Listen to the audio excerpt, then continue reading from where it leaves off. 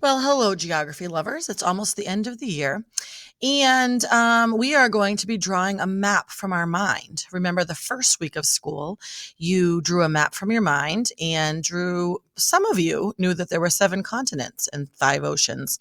Some of you just drew a lot of circles. So today I'm going to show you a strategy for you drawing your end of the year map, which might help you plan out your space.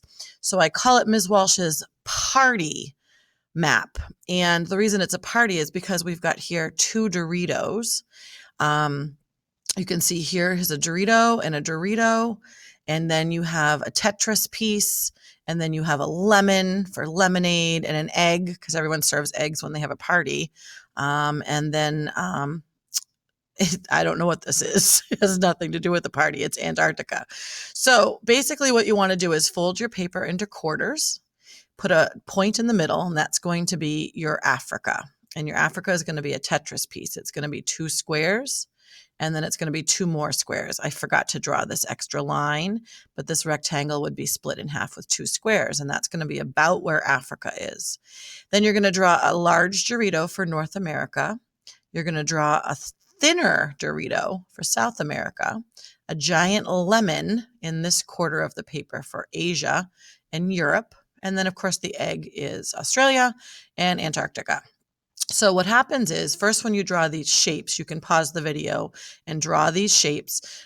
This is roughly the equator. It's not exactly in the right spot because we know the equator passes through Ecuador.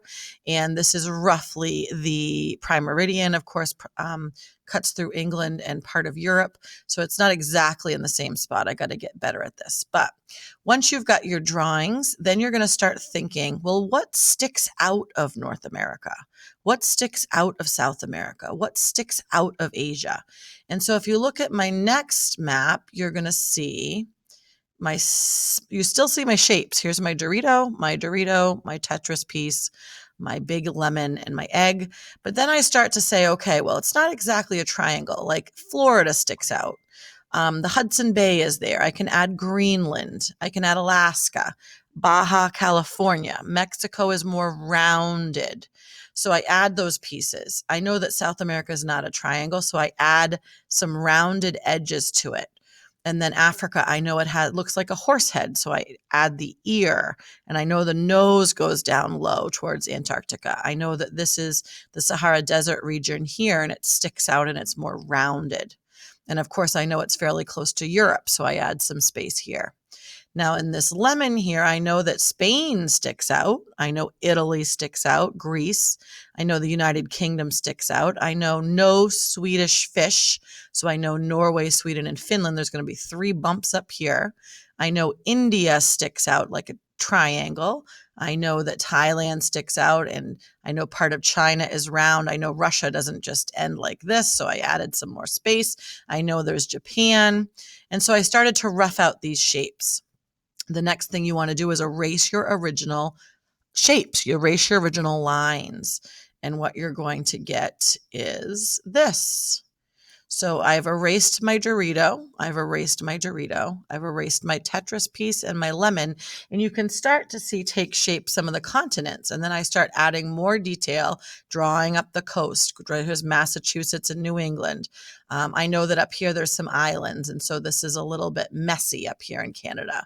I know that the Red Sea separates Asia and Africa. So I know that Saudi Arabia is here. So I make more detail. I know that Australia is not egg-shaped, so I create a little bit of detail here. And eventually I start to add in some locations. And once I start adding in locations, I start to remember, oh yeah, here's Cuba. There's Jamaica's down here. Oh, Central America, I need to rough that out a little bit better. Oh yeah, I can put the Andes Mountains and the Rocky Mountains in. I can put the Sahara Desert, the Nile River. And as I start to fill in my map, I start to remember, oh yeah, Korea sticks down. Let me change the shape of this. Let me change the shape of here. So over and over, you start to make your map labeled. And then your final product, obviously, would be to color it in with the land green and the water blue. And then there is a mental map from your mind without even looking at a map.